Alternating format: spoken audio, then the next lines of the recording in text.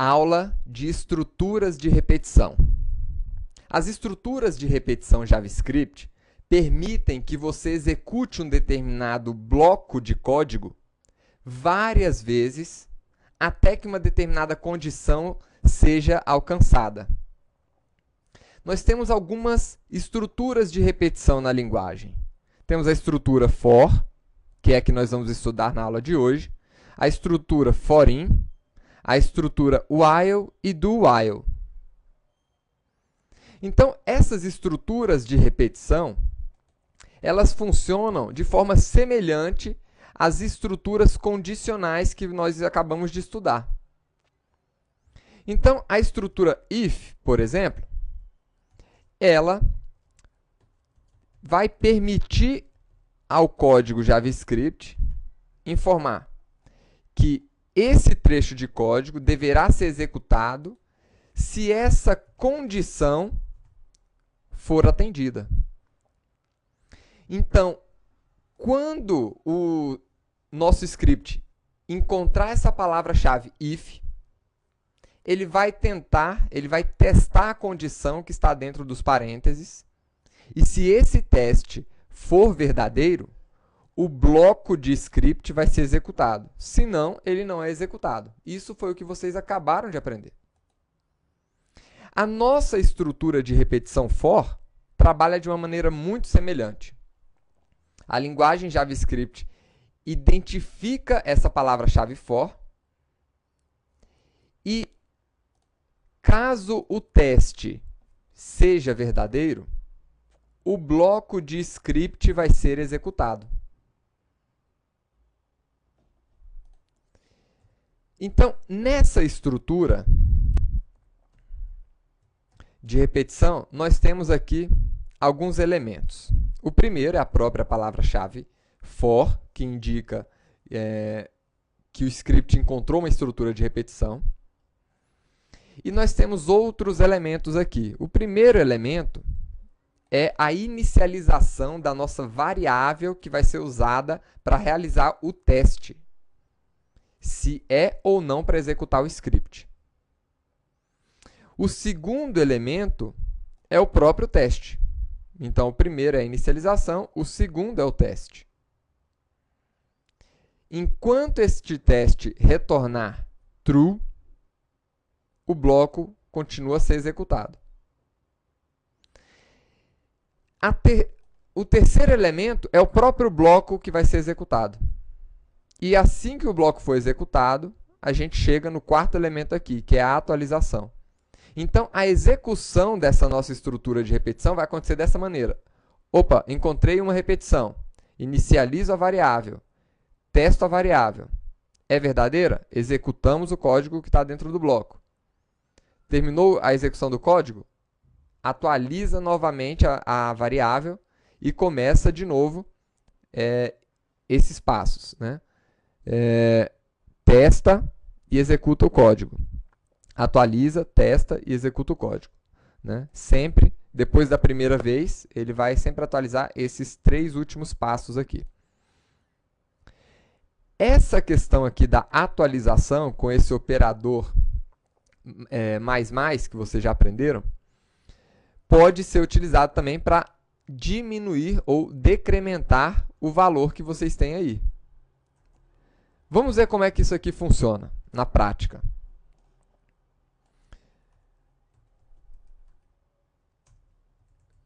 Dentro dessa nossa estrutura, eu vou apresentar o valor da nossa variável i. Então, no primeiro momento, ela vale 0 e ela foi apresentada aqui. Vejam que ainda não foi atualizada a nossa variável. No segundo momento, nós atualizamos a variável, ela vale 1. No terceiro momento, vale 2. E agora, como 2 é o último número menor do que 3, ele vai sair da estrutura for. Ou seja, assim que essa condição não for mais verdadeira, ele pula esse código, né, esse bloco de script que estava sendo repetido, e passa a executar o script que vem logo após o bloco.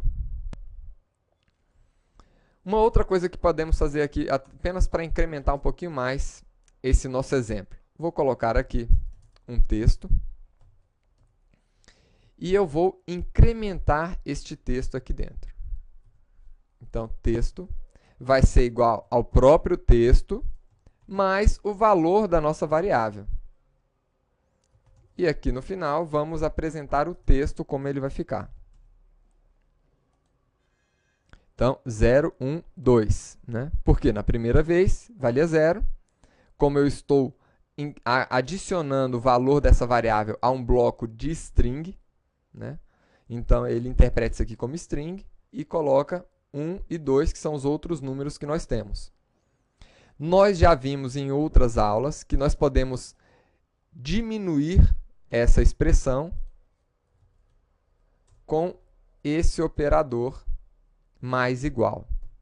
Né? A gente pode adicionar o valor de i direto no valor do nosso texto dessa forma. Vou aumentar um pouquinho mais aqui o número de itens do nosso for e ver o resultado. Né? De 0 a 9 aqui.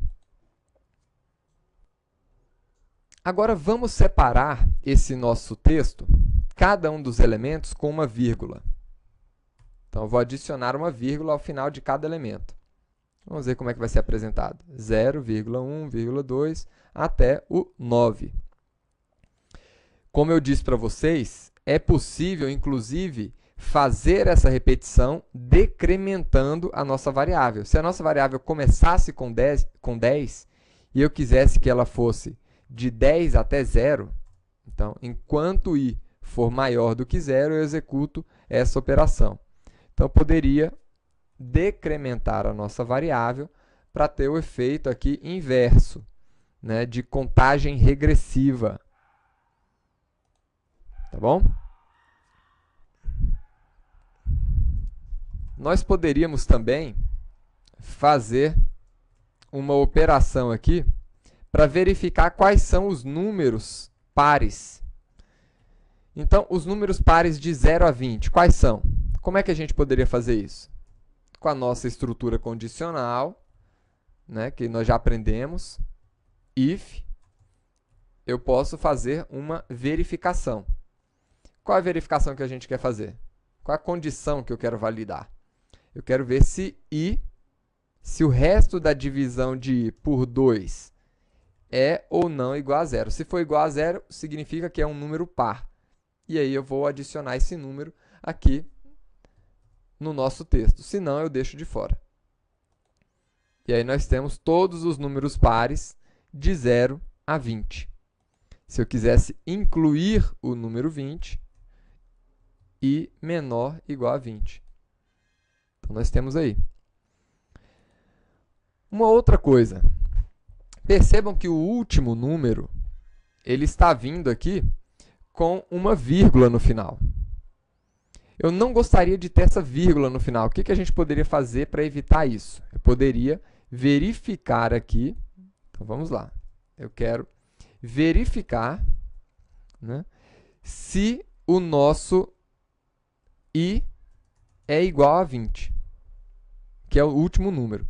Se for igual a 20, eu não quero incluir essa vírgula.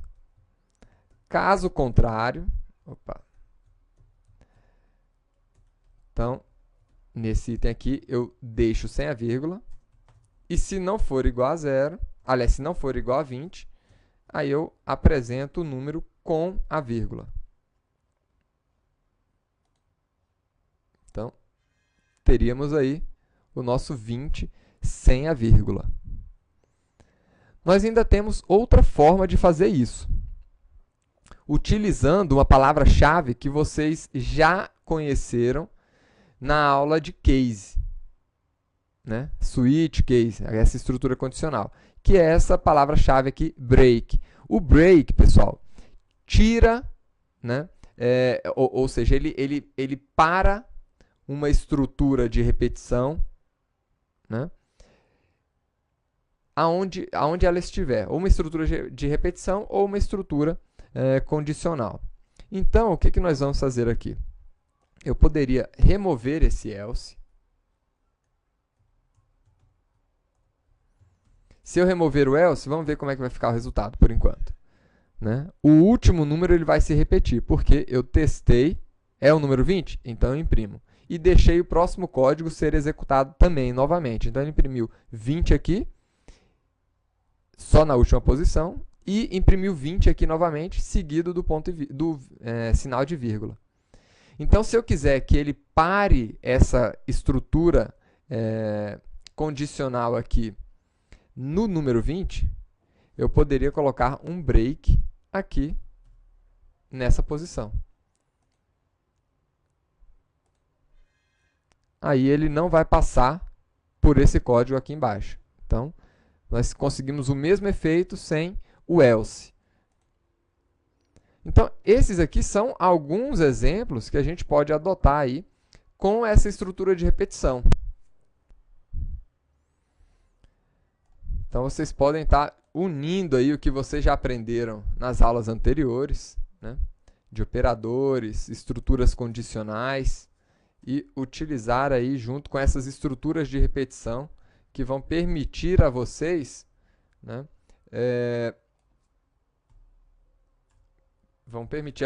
aí executar um mesmo trecho de código repetidas vezes. Quantas vezes